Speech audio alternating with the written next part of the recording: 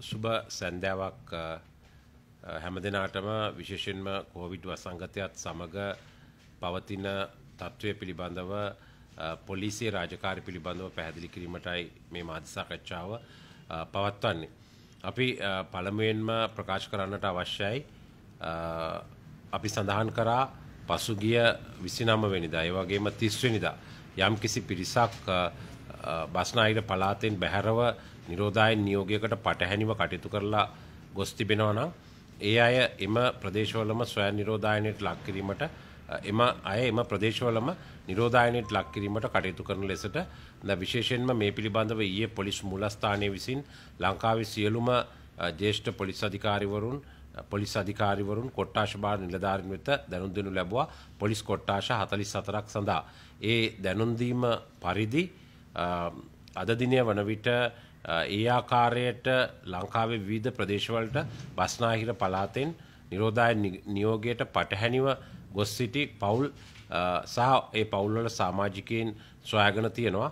ඒ අනුව විශේෂයෙන්ම බණ්ඩාරවෙල ඒ වගේම මඩකලපුව අම්පාර තංගල්ල නුවරඑළිය මාතර සහ යාපනය ප්‍රදේශවලින් මේ ආකාරයට නිරෝධායන නියෝගයට පටහැනිව කටයුතු කරමින් විවිධ සංචාරක නිකේතනවල හෝටල්වල ලැබුම්ගෙන සිටි 454 දෙනෙක් නිරෝධායන ක්‍රියාවලිය සඳහා යොමු කර තිබෙනවා. මේ මෙහෙයුම තවදුරටත් ක්‍රියාත්මක වෙනවා. ඔවුන් එම සිටින ස්ථානවලම ප්‍රාදේශීය සෞඛ්‍ය බලධාරීන්ගේ නියෝග මත නිරෝධායන ක්‍රියාවලිය සඳහා යොමු කර තිබෙනවා. කෙසේ වෙතත් මේ මෙහෙයුම අදත් අපි ක්‍රියාත්මක කරනු ලබනවා. ඒ ආකාරයට එදා 29 වෙනිදා එනම් බ්‍රහස්පතින්දා උදෑසන සිට බස්නාහිර පළාතෙන් සහ කුලියාපිටිය ප්‍රදේශයේ ඇඳිරිනීතිය පවතින පොලිස් බල ප්‍රදේශ පහෙන් පිටතට ගිය සියලුම අය මේ ආකාරයට සොයා බලනවා. දැන් මෙම මෙහෙයුමේදී මේ අය පිළිබඳව තවදුරටත් සොයා ගැනීමට නොහැකි වුණත් නැවත සඳුදා දිනේදී ඔවුන් උදෑසන පැමිණෙන විට ඒ සම්බන්ධව බස්නාහිර පළාතට ඇතුළු වෙන ස්ථානවලදී දැඩි පරීක්ෂාවකට ලක් කරනවා. එසේ පරීක්ෂාවකට ලක් කර ඔවුන් නිරෝධායන ක්‍රියාවලියට යොමු කරනවා. ඉන් පසුව ලැබෙන සාක්ෂි මත මේ අයට විරුද්ධව අධිකරණවල නඩු පැවරීමට කටයුතු කරනවා. නිරෝධායන සහ රෝග වැළැක්වීමේ ආඥා පනත ඒ වගේම පසුගිය ඔක්තෝබර් 15 වෙනිදා නිකුත් කරන ලද ගැසට් නිවේදනය අනුව ඒ අනුව යම්කිසි කෙනෙක් මේ ආකාරයට නිරෝධායන නියෝගයකට පටහැනිව කටයුතු කරලා වරදකරු වුවොත් ඒ තැනැත්තාට රුපියල් දසදහසක දඩයක් මාස 6ක බරපතල වැඩ ඇතිව සිරදඬුවමක් සහ එම දෙකටම යටත් කිරීමට අධිකරණයට හැකියාවක් තියෙනවා. මේ මෙහෙයුම තවදුරටත් ක්‍රියාත්මක වෙනවා. දැන් මීට අමතරව විශේෂයෙන්ම සමහර අය ඇඳිරිනීති 29 වෙනිදා 30 වෙනිදා ඇඳිරිනීතිය පවතිද්දී ඒ වගේම පවතින්නට පෙර කොළඹ බස්නාහිර පළාතෙන් පිටස්තර ප්‍රදේශවලට ගොස් විවිධාකාරයේ පෝස්ට් එහෙම නැත්නම් විවිධාකාරයේ තමන් ගියේ ස්ථාන පිළිබඳව තමන්ගේ Instagram ගිණුමේ මුහුණු පොතේ ඒ වගේම වෙනත් සමාජ මාධ්‍ය ජාලාවල පළ කරලා තිබුණා. පොලිස් මාධ්‍ය කොට්ටාශයත් තොරතුරු තාක්ෂණ කොට්ටාශයත් මේ පිළිබඳ සොයා බලලා තාක්ෂණික සහාය ලබාගෙන එවැනි පළ කළ පුද්ගලයන් පිළිබඳවත් තොරතුරු ලබාගෙන ඉන්පසුව ඔවුන්ට එරෙහිවත් නිරෝධායන සහ රෝග වැළැක්වීමේ ආඥා පනත යටතේ කටයුතු කරනවා. ඔවුන් මේ ආකාරයට බස්නාහිර පළාතෙන් පිට වෙලා ගොස් තිබෙනවා නම් ඒ ගැන කටයුතු කිරීමට බලාපොරොත්තු වෙනවා. ඒ වගේම විශේෂයෙන්ම මෙම කොවිඩ් නිරෝධායන ඇදිරි නීතිය තවදුරටත් පවත්වාගෙන යාමට සිදු වෙනවා මේ තියෙන ප්‍රදේශවල මේ තත්ත්වය එක්ක. ඒ වගේම කෙසේ වෙතත් ඇදිරි නීතිය පනවන යම්කිසි ආකාරයක ඇදිරි නීතිය තියෙනවා නම් එම ප්‍රදේශවලත් පනවනවා නම් ඒ ප්‍රදේශවලත් එම ඇදිරි නීතිය තිබෙද්දිම රාජ්‍ය ආයතන ඒ වගේම ව්‍යවස්ථාපිත සංස්ථා මණ්ඩල ඒ වගේම අනිකුත් ආයතන පවත්වා ගැනීමේ අවශ්‍යතාවය මතුවලා තියෙනවා. ඉතින් මේ නිසාම විශේෂයෙන්ම අද දිනේදී පොලිස් මූලස්ථානයේ මගින් පොලිස් ස්ථානාධිපතිවරුන් සහ ඒ ප්‍රදේශවල ජ්‍යෙෂ්ඨ නියෝජ්‍ය පොලිස්පතිවරුන් කොට්ටාශ භාර නිලධාරීන්ට විශේෂ චක්‍රලේඛනයක් නිකුත් කරනු ලැබුවා. ඒ චක්‍රලේඛනයට අනුව රාජ්‍ය දෙපාර්තමේන්තු අමාත්‍යාංශ ව්‍යවස්ථාපිත මණ්ඩල සංස්ථා ඒ වගේම අනුබද්ධිත ආයතන විශේෂයෙන්ම අත්‍යවශ්‍ය සේවා පවත්වාගෙන යන ආයතන ඇතුළු මාධ්‍යද ඇතුළු ආයතන 84ක් සඳහා ඇඳිරි නීති බලපත්‍රය හැටියට තමාගේ රාජකාරී හැඳුනුම්පත භාවිතා කිරීමට හැකියාව ලබා දී තිබෙනවා. ඒ අනුව එම ආයතන 84 සඳහා යම් ආකාරයකට ඇඳිරි නීති බලපත්‍ර ලබා ගැනීම අවශ්‍ය වන්නේ නැහැ. තමන්ගේ රාජකාරී හැඳුනුම්පත භාවිතා කරන්න පුළුවන්. කෙසේ වෙතත් මේ රාජකාරී හැඳුනුම්පත භාවිතා කළ හැක්කේ රාජකාරී සඳහා කැඳවලා තියෙනවා නම් ඒ අයට පමණයි. නමුත් තමන්ගේ පුද්ගලික ගමන් බිමන් යාම සඳහා මේ ආකාරයට මෙම අවස්ථාව අවභාවිතා නොකරන ලෙස අපි ඉල්ලා සිටිනවා. ඒ වගේම යම්කිසි ආයතනයක මෙම සඳහන් ආයතනවල తాවකාලික සේවකයෝ ඉන්නවා නම් එමත් නැත්නම් රියදුරන් වැනි සේවකයෝ ඉන්නවා නම් ඔවුන්ට රාජකාරී හැඳුනුම්පතක් නොතිබෙන්නට පුළුවන්. එවැනි අයට එම මාධ්‍ය ආයතනයේ එම ආයතනයේ ප්‍රධානීන් මාධ්‍ය ආයතනයක් නම් එම මාධ්‍ය ආයතනයේ ප්‍රධානීන් විධායක නිලධාරීන් විසින් ඔවුන්ගේ නම ලිපිනය හැඳුනුම්පත් අංකය සහ දුරකථන අංක සඳහන් කරමින් යම් ලිපියක් ලබා දිය යුතුයි අදාළ ලිපි ශීර්ෂයේ යටතේ. එවැනි අවස්ථාවකදී එවැනි ලිපියක් ඔවුන්ගේ ඇඳිරි නීති බලපත්‍රය හැටියට සලකන්න පුළුවන්. කෙසේ වෙතත් මෙය අදාළ වන්නේ මෙම චක්‍රලේඛනයේ සඳහන් වෙලා තියෙන ආයතන 84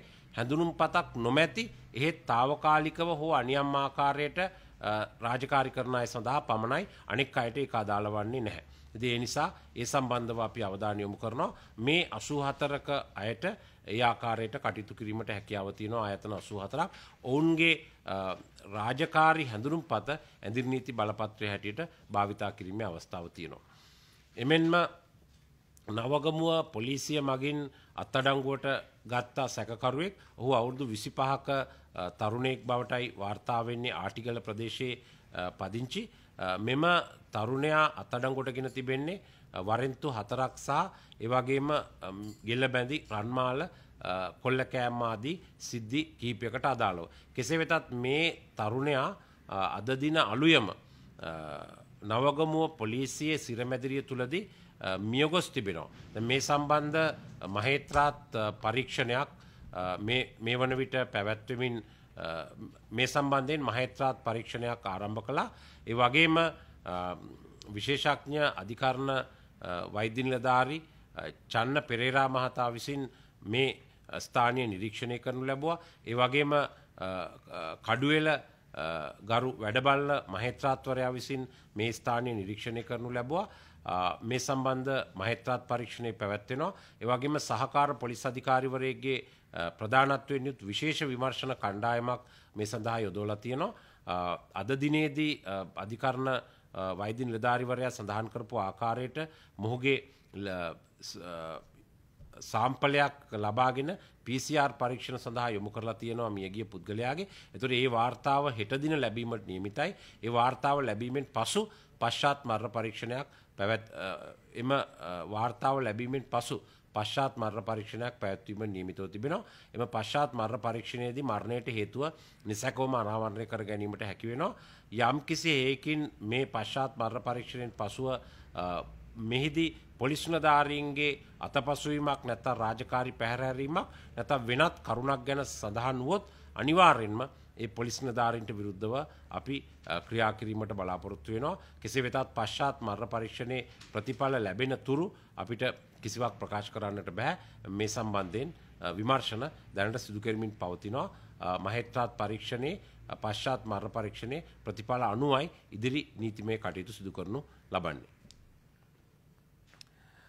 ඒ වගේම මේ වන විට පොලිස් නිලධාරීන් 78 දෙනෙක් කොවිඩ් ආසාදිතයින් බවට පත් වෙලා තියෙනවා. ඔවුන් ප්‍රතිකාර මධ්‍යස්ථාන සඳහා යොමු කරලා තියෙනවා. ඒ වගේම 300කට ආසන්න පිරිසක් නිරෝධායන කඳවුරු වෙත යවලා තියෙනවා පොලිස් නිලධාරීන් නිරෝධායනය සඳහා. මීට අමතරව තවත් පොලිස් නිලධාරීන් 1800ක පමණ පිරිසක් බැරැක්කවල කඳවුරුවල ස්වයං නිරෝධායන ක්‍රියාවලිය සඳහා යොමු කරලා තියෙනවා.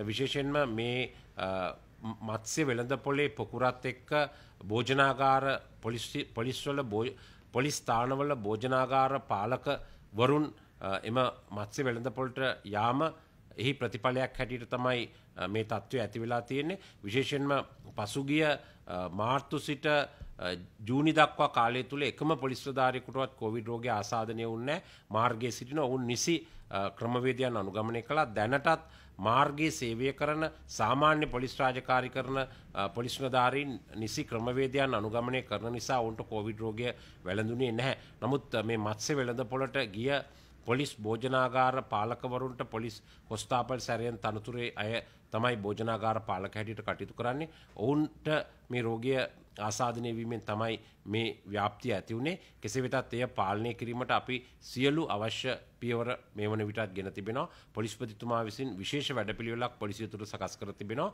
ඒ වගේම කුමන ආකාරයකින් හෝ පොලිසියේ සාමාන්‍ය රාජකාරී කටයුතු බැහැර කරන්නේ නැහැ. ඒවා ඒ ආකාරයටම සිදු වෙනවා. අඩාල නොවි විශේෂයෙන්ම ඒ සම්බන්ධව අපි පොරොත්තු සේවාවල යෙදලා තියෙන නිලධාරීන් යොදවා ඒ අවශ්‍ය කටයුතු සිදු කරනු ලබනවා.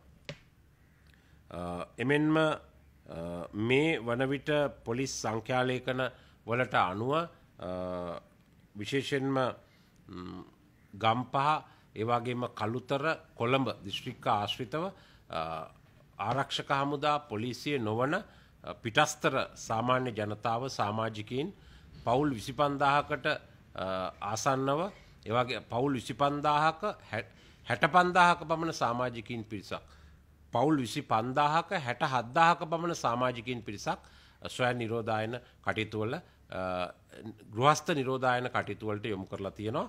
පවුල් 25000කට අදාළව 67000ක පිරිසක්.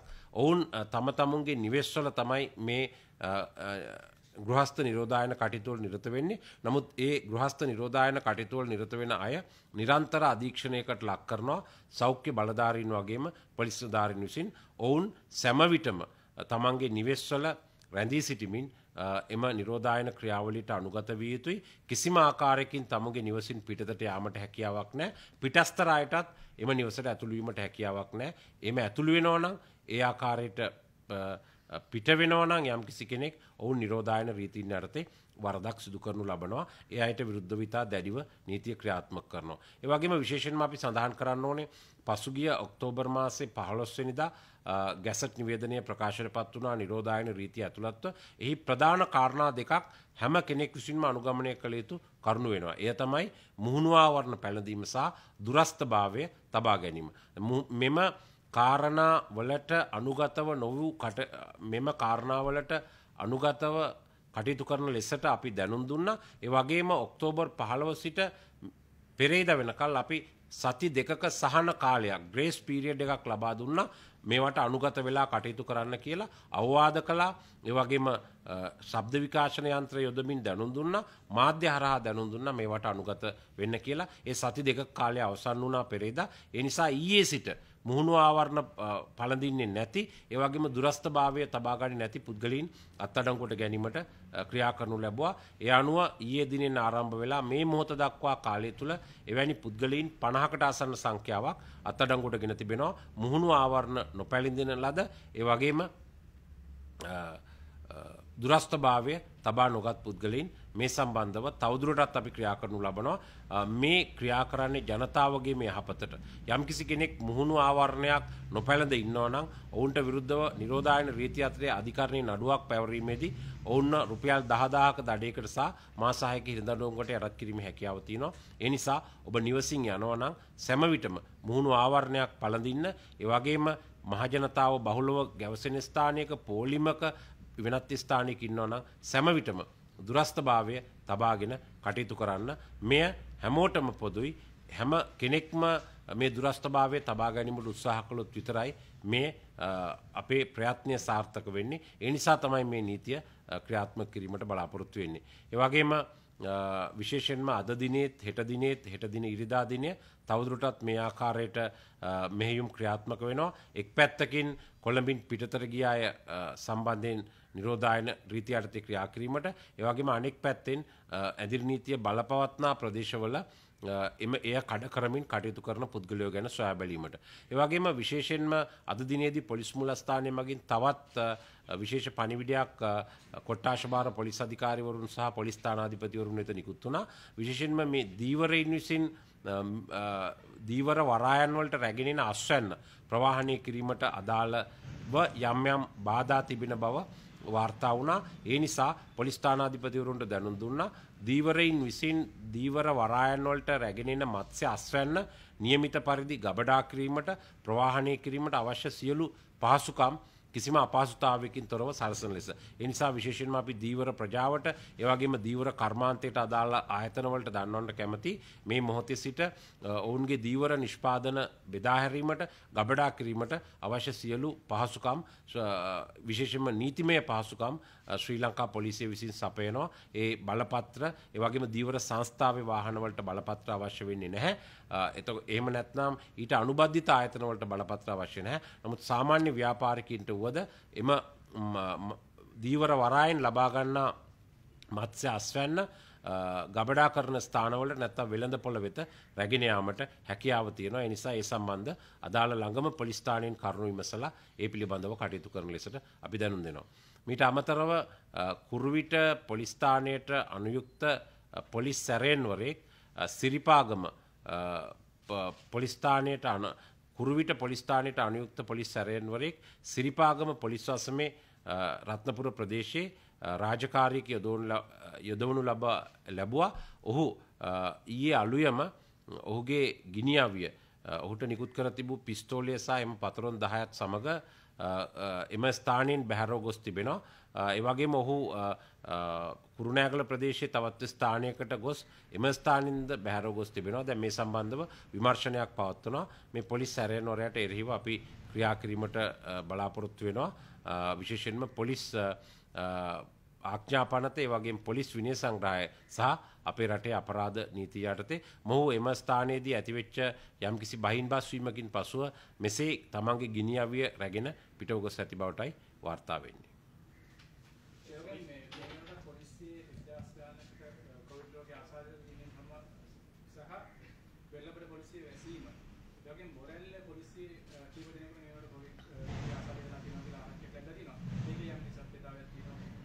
පොලිසියේ කොවිඩ් ආසාදිත සංඛ්‍යාව මේ මම කතා කරන මොහොත විට සම්පූර්ණ එකතුව 78යි. මේකට වෙරළබඩ පොලිසියත් අයිති, බොරැල්ල පොලිසිය 7 දෙනෙකුත් අයිති. ඒ සියලු දෙනාම සමග 78 දෙනෙකුට තමයි මේ අවස්ථාව වන විටත් ලැබිලා තියෙන දැන් වෙලාව 4:00යි. මේ අවස්ථාව වන විටත් ලැබිලා තියෙන PCR පරීක්ෂණ අනුව ආසාදිත වෙලා තියෙන්නේ. ඒ 1000 ගාණක් සඳහන් වෙන්නේ ඔවුන් නිරෝධායනයට බැරක් වලට යොමු කරලා තිනවා. ඔවුන්ට රෝගය වැළඳිලා නැහැ.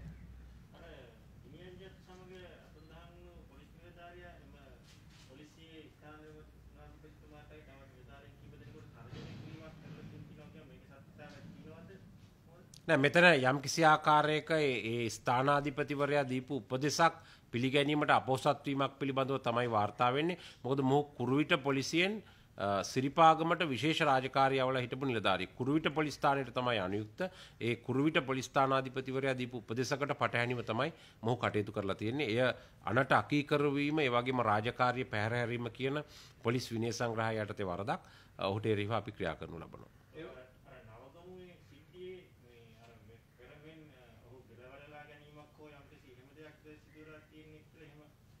දැන් ඇත්තටම මේ සම්බන්ධව නිරීක්ෂණ සටහන් කරලා තියෙනවා. පෙනෙන ආකාරයට ඔහු යම් ආකාරයකට ගෙලවැළදා ගැනීම සිදු ආකාරයයි වාර්තා වෙන්නේ. මොකද මෙහි තවත් සැකකරුවන් 4 දෙනෙක් සිටිනවා. නමුත් අපිට එහෙම අවසාන නිගමනයකට එළඹෙන්නට බෑ. පොලිස් ස්ථානාධිපතිවරයා සහ කාර්ය මණ්ඩලය පවසන්නේ එවැනි සිද්ධියක් ගැන, ගෙලවල් ගැනීමක් ගැන. නමුත් ගරු මහේත්‍රාත්තුමා ඒ ස්ථානයට ගොස් තිබෙනවා. ඒ වගේම විශේෂඥ අධිකරණ වෛද්‍ය නිලධාරීවරයා ඒ ස්ථානයට ගොස් තිබෙනවා. ඔවුන් විසින් දැන් හෙට දිනේ පශ්චාත් මරණ පරීක්ෂණයෙන් පස්සේ අපිට නිසැකවම මේ මරණයට හේතුව හොයා ගැනීමට හැකියාව ලැබෙනවා. ඉතින් ඒ නිසා එතෙක් අපිට පූර්ව නිගමන වලට එළඹීමේ හැකියාවක් නැහැ.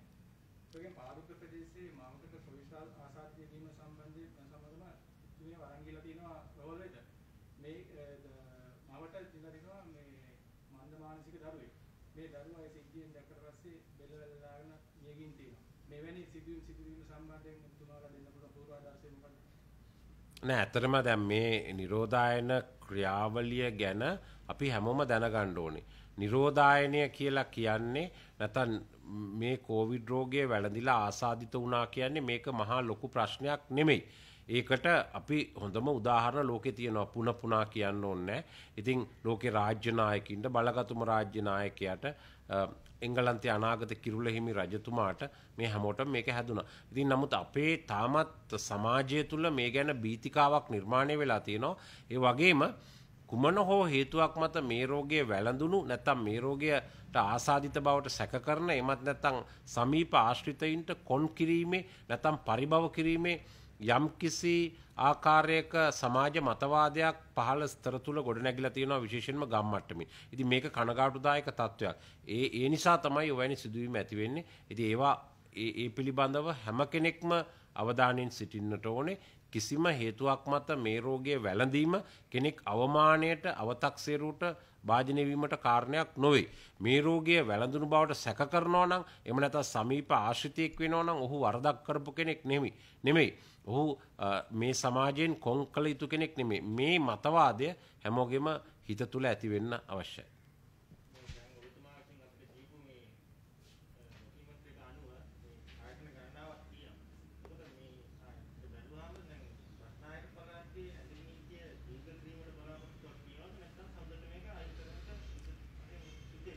නෑ දැන් අපිට ඇඳිරි නීතිය අලුතෙන් පැනෙව්වේ 29 වෙනිදා රෑ පොලිස් වසම් 49කට. එතකොට ඇඳිරි නීතිය තිබුණා පොලිස් වසම් 68ක. ඒ අනුව මේ අලුතෙන් පනවන ලද 49 ඇඳිරි නීති ඉවත් වෙනවා. අනිත් ඒවා ඉවත් වෙන්නේ නැහැ. නමුත් ඔබ දන්නවා දැන් ගම්පහ දිස්ත්‍රික්කයේ යම් මට්ටමක හොඳ තත්වයකට ඇවිල්ලා තියෙනවා. සමහර ප්‍රදේශවල තාමත් ආසාදිතයෝ බිහි වෙනවා. දැන් අපිට අවශ්‍ය වෙන්නේ ජනතාව හිර කරගෙන තබා ගැනීම නෙමෙයි. කෙසේ වෙතත් මේ රෝගය පාලනය කරගෙන මේ රෝගයේ ව්‍යාප්තිය නවත්වා ගැනීම. ඉතින් ඒ නිසා මේක නිකුත් කරලා තියෙන්නේ ඉදිරියේදීත් යම් ආකාරයකට ඇඳිරි නීතිය පවත්වාගෙන යන්න සිදු වුණොත් ඒ තුලින් මේ සාමාන්‍ය රාජ්‍ය යාන්ත්‍රණය කාර්යාල මහජනතාවගේ අවශ්‍යතා විනිමය කටයුතු මේවා අඩාල වෙන්න බෑ. ඉතින් ඒ නිසා පවත්වාගෙන යාමට අවශ්‍ය නිසා තමයි මේ චක්‍රලේඛනය නිකුත් කරලා තියෙන්නේ. රාජකාරී හැඳුනුම්පත භාවිතා කරලා යම් ආකාරයකට ඔවුන්ට තමුන්ගේ රාජකාරී වලට පැමිණීමට. හැබැයි මේ ආයතන ප්‍රධානීන් දැනගත යුතුයි සතියකට සියලුම සේවක සේවිකාවන් කැඳවන්නේ නැතුව ඒ අවම ප්‍රමාණයක් කැඳවලා දුරස්ථභාවය ආරක්ෂා වෙන පරිදි නිරෝධායන රීතිය ආරක්ෂා වෙන පරිදි කටයුතු කිරීම ඒ ආයතන ප්‍රධානීන්ගේ වක්කීම. ඉතින් විශේෂයෙන්ම මේක මාධ්‍ය ආයතනත් අපි සඳහන් කරලා තිනවා අනිකුත් ආයතනත් සඳහන් කරලා තිනවා. ඊ ආයතන වල පරිපාලකයෝ දැනගන්න ඕනේ යම් කිසි රෝස්ටර් එකක් නැත්නම් සැලැස්මක් සකස් කරලා අවශ්‍යම අය පමණක් ඒ සතිය තුල ගෙන්වා ගන්න ඊළඟ සතිය තුල ඊළඟ කණ්ඩායම ගෙන්වා ගන්න මේ ආකාරයට. කෙසේ වෙතත් ඔවුන්ගේ හැඳුනුම් පතේ සඳහා භාවිතා කරන්න පුළුවන්. මේ ඔක්කොම ටික කියන්න ඕනේද? නෑ. ඇති නේද? හරි. As we mention constantly, a special operation is being conducted in the tourist destinations, especially in respect of the local tourists, in order to implement quarantine procedures for the families or the people who have left Western Province on the 29th and 30th. So accordingly, 451 persons have been identified by the respective police divisions, and on the instructions of health authorities, they have been ordered to be quarantined at the places where they are staying at the moment. The places are hotels, circuit bungalows, or other resorts. So especially these persons have been found in Batiklo, Nuwara, Tangol, Mathara, Jaffna and Bandarawala areas. In addition to that, we are implementing the operation. And operation is continued in order to trace the persons who have violated the quarantine order issued by health authorities in restricting leaving Western Province and 5 police areas of Puliyapitiya division. In addition to that, a special RTM has been issued by the police headquarters today in order to streamline the curfew permit procedure. There are 24 government and statutory organizations are permitted to employ their employees with their official ID cards. The employees of 84 government and statutory institutions are allowed to move and report for their duties with their official ID card. However, they should use this official ID card as the curfew permit for their duties if they are informed to report for duty. In addition to that, the police headquarters has informed all territorial division commanders and officers in charge of police stations to issue and facilitate issue curfew permits, and apart from that facilitate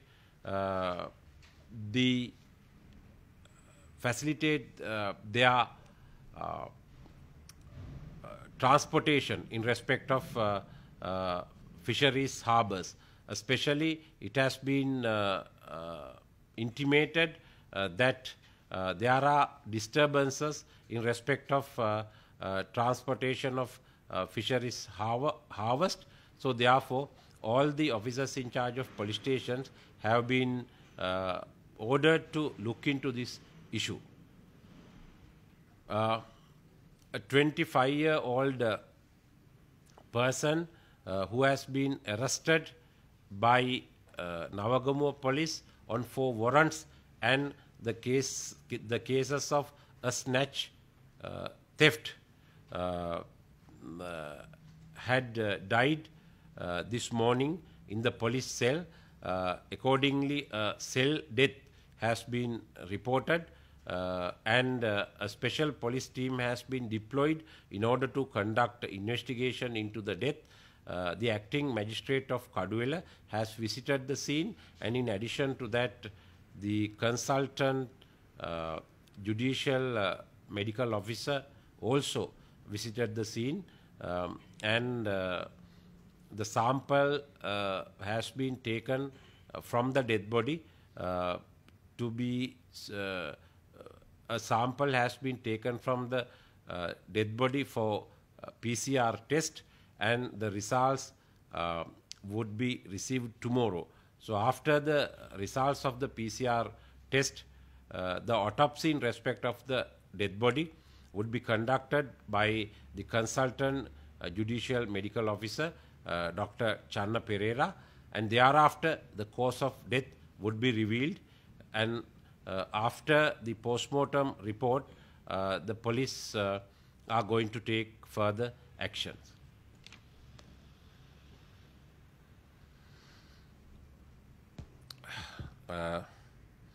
According to the latest report,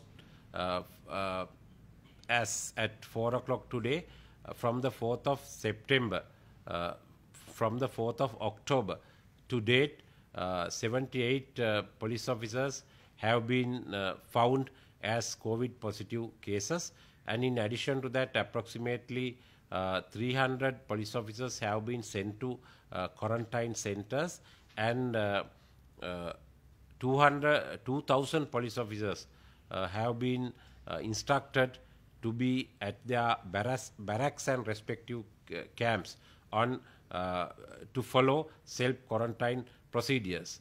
However, a special mechanism is being implemented in the police organization in order to prevent a spreading of COVID-19, and we have arranged and prepared special standby teams to deal with the issue. However, the service rendered by the police is continued with new officers, and the officers who have been sent on quarantine procedures are at quarantine centers and camps. However, we have additional strengths in order to deploy at the police stations to deal with day-to-day police duties, and police day-to-day police duties and services are continued accordingly.